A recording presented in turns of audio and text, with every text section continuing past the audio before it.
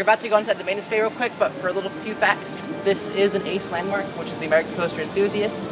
In order to be an ACE landmark, you must have done something pivotal to the history, whether it be, for example, this one would be first trip of the track, longest, tallest, and fastest of its kind, and also interlocking loop. Only one in the world to have that. There were 2 other built, both of which were taken down since then, so this is the only one in the world that has an interlocking loop. Also, if you look at that sign right there, you can see how the body of Nessie kind of interlocks with herself. That's kind of a hint that comes onto it.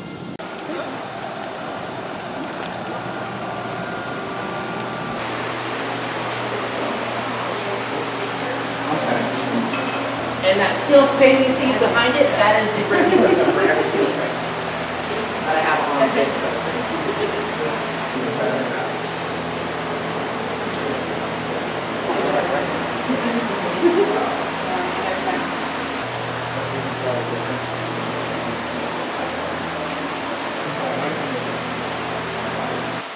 He's going to run a little bit, he's going to hook into place. And at that point, the chain is going to be pulling them up, so that click, click, click, click you hear is actually this guy. He's called your anti-rollback. So he's the very, very noisy one.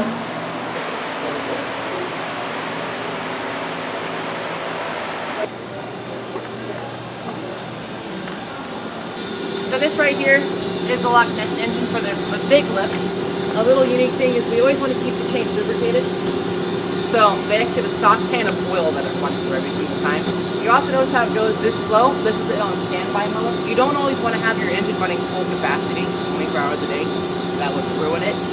So as it comes out, it's going to go around that corner. Once it goes around that corner, you're actually going to see the speed up. And it will catch it, and then it's going to slow down again. You have the lift behind you. Sound good?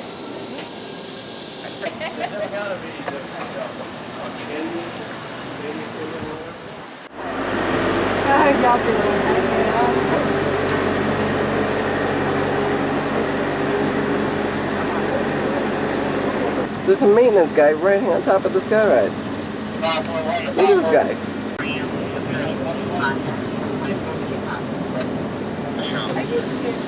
The tree on the side? Those are new. We haven't had those on. Everybody takes it. Are they the IDEX style, or are they...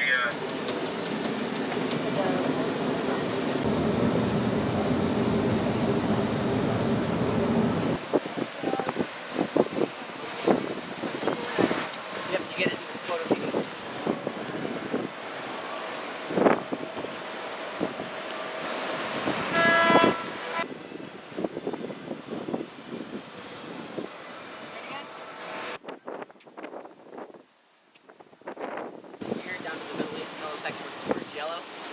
Yellow section down to the see that red box? That's actually spare chain. People think we hold you for so many seconds. We don't. It all comes down to weight. There's a thing called a descent chain dog, which is what holds you in place on the secondary chain, because there's a descent chain right at the edge of here, right here. If the ride for some reason shuts down and you're at the point of no return, which is on that edge, we have to hook up that spare chain to the existing chain on the engine, which is roughly beneath our feet.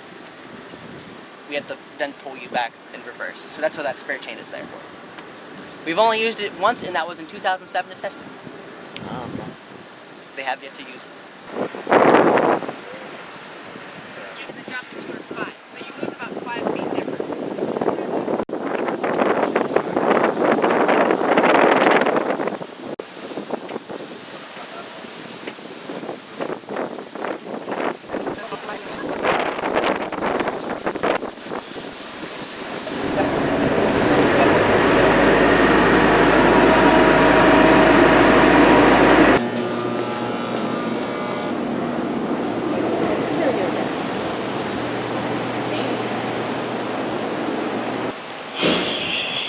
No matter how nice and fancy your technology will be, there's nothing like having your old stuff.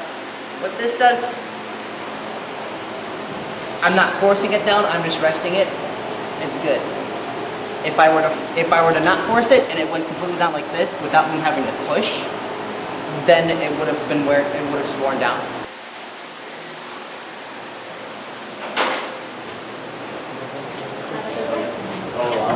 I'm finished. This is going to weigh 9 tons above your head. With guests on it will be roughly 9.3 tons. So you can fit It's heavy, isn't it? That's not. What do you think this is? Magnetic No. or pneumatic? Pneumatic. Air compression pneumatic. So this is like your normal tires, but like your car. Press your brake pedal, you're gonna have a brake pad, squeeze onto the steel, slows it down. Now these little fins right here, those are magnetic. Here's what your anti-rollback looks like for this one. Imagine that times 12 going up the lift. I can't even talk to you guys when it's going up the lift at that angle.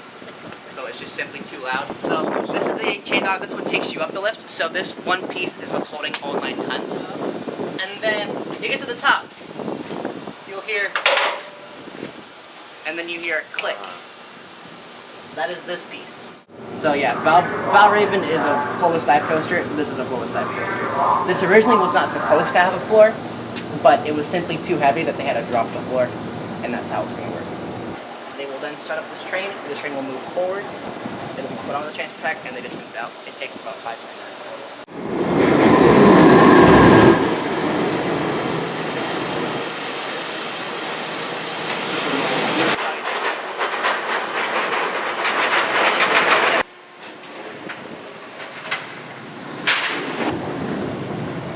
So you guys can see it's slowly moving. Yeah.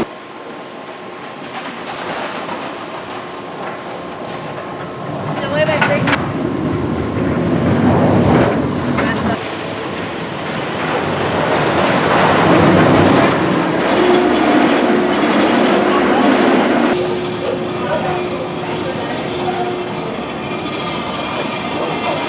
So one of the unique things about this entire layout was we had to build a coaster, both bay and station, around a well. You can see how those struts look a bit different than they do with Griffin. Because they were custom built for this ride. Well, every single strut is still custom built, but they were specifically designed for us.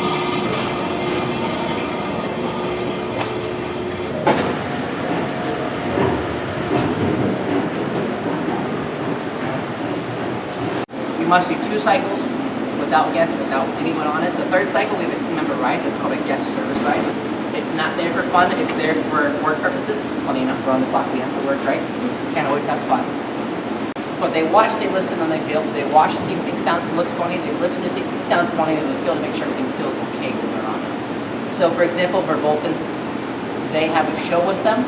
If that show isn't working, they have to keep the ride shut down until it's fixed. So they call in a technician. So that means when we say ride has been temporarily delayed, we're waiting for them to fix the show. Another such example of wear and tear. Right here is actually a hole. This could have been on here for a day, and you can already see.